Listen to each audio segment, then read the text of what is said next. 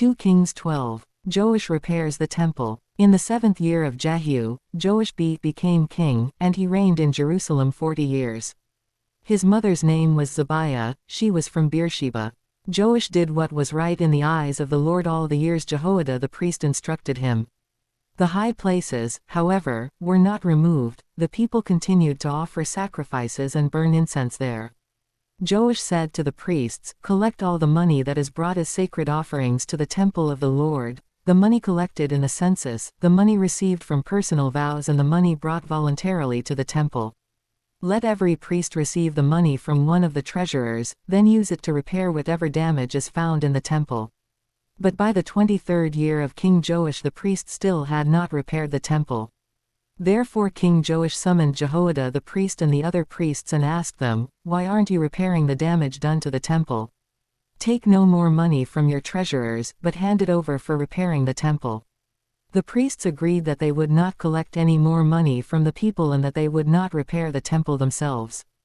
Jehoiada the priest took a chest and bored a hole in its lid. He placed it beside the altar, on the right side as one enters the temple of the Lord.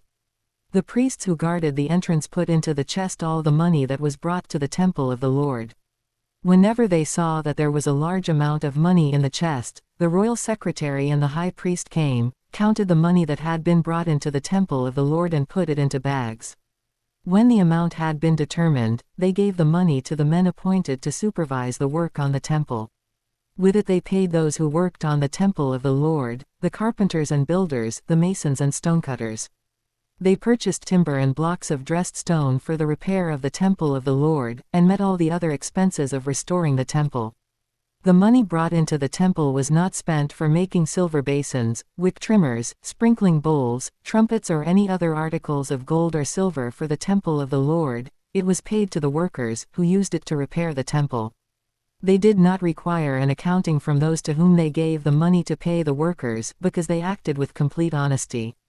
The money from the guilt offerings and sin offerings was not brought into the temple of the Lord, it belonged to the priests. About this time Hazael king of Aram went up and attacked Gath and captured it. Then he turned to attack Jerusalem. But Joash king of Judah took all the sacred objects dedicated by his predecessors, Jehoshaphat, Jehoram and Ahaziah, the kings of Judah, and the gifts he himself had dedicated and all the gold found in the treasuries of the temple of the Lord and of the royal palace, and he sent them to Hazael king of Aram, who then withdrew from Jerusalem. As for the other events of the reign of Joash, and all he did, are they not written in the book of the annals of the kings of Judah? His officials conspired against him and assassinated him at Beth Millo, on the road down to Silla.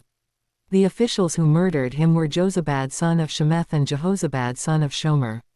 He died and was buried with his ancestors in the city of David. And Amaziah his son succeeded him as king.